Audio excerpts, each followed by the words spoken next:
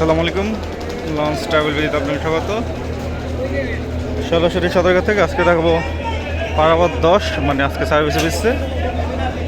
তো দেখাবো পারাবত 10-এ কেমন যাত্রী হলো, যেহেতু সাথে পারাবত 18 বেশ বড় নৌযান, হয়তো পারাবত 10-এর যাত্রী কম হতে পারে।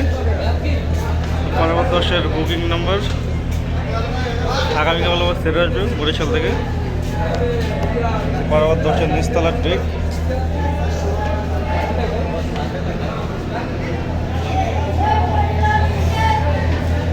পারাবত 10 কিন্তু বেশ লম্বা অনেক একটি জাহাজ, কিন্তু তিনতলার কারণে যাত্রী বেশ একটা উঠতে চায় না। সাথে আছে পারাবত 18। পারাবত 10 থেকে সুন্দরবন ভারতে যাত্রী বেশি দেখা গেছে, কারণ কিছুক্ষণ আগে সুন্দরবন ভারতে গেছিলাম, অবশ্য ভিডিও করছি। পিছনে আরও অনেক খালি জায়গা আছে। এখন হচ্ছে 8:14, আরও 1 ঘন্টা বাকি আছে লঞ্চটি ছাড়তে। মানে বরিশালের যাত্রীরা আসে এই 7টার পর। সিঁড়ির সাথে একটি দোকান আছে, চা কফির দোকান, চিপস, জুস, বিভিন্ন পানি জাতীয় পাবেন। সাথেই আছে চা কফির দোকান।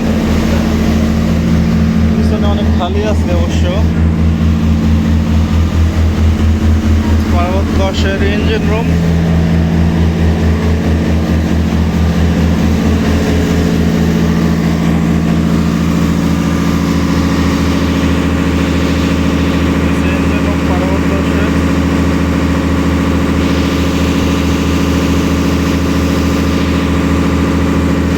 তার পিছনে ক্যান্টিন রয়েছে রাতের যাত্রীদের খাওয়া দাওয়ার জন্য। ওটা সম্ভবত জেনারেটর। বাবুচি রান্না বান্না করতেছে রাতের আয়োজনের জন্য, মুরগি রান্না করতেছে। রয়েছে ক্যান্টিন, তার পিছনে রয়েছে ওয়াশরুম এক যাত্রীদের জন্য। এখন দোতলা যাব, মানে পাশে বড় লঞ্চ থাকার কারণে ছোট লঞ্চের যাত্রী কম। তাছাড়া আর 1 ঘন্টা সময় বাকি আছে। আপনাদের কি মনে হয় আর 1 ঘন্টা কেমন যাত্রী হবে?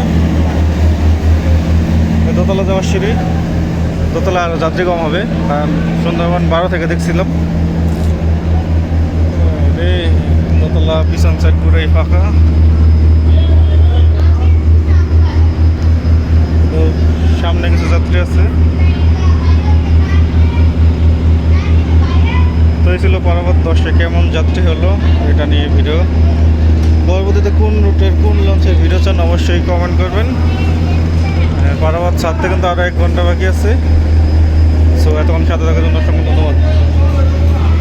ওই পাশে পারাবত 18 পুরো হাউসফুল।